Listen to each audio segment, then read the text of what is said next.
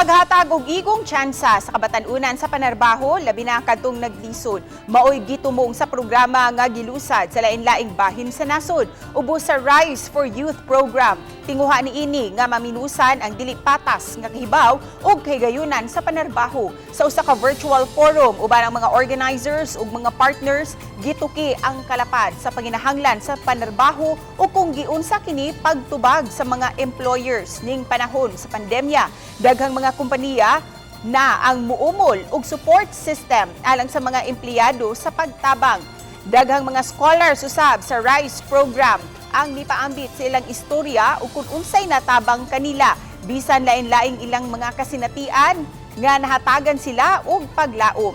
Parte sa community building sa programa, mohimo og job fair sa lain-laing lugar. Usa na niini sa buwan sa Agosto dinhi sa Sugbo. Ang GMA Regional TV ang media partner sa maong kalihukan.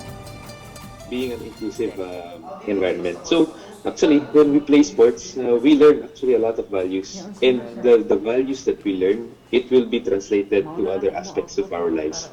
Kaya naman, sumali ako sa RISE Scholarship para ma-build yung skills ko kahit pa paano at maitulong ko na rin sa ibang kabataang Pilipino na matutunan ko po. Being youthful at this time and being digital natives, that in itself already gives you an edge and maybe something that we can explore in the future. And of course, DTI will always be there. We have programs, we have negosyo centers,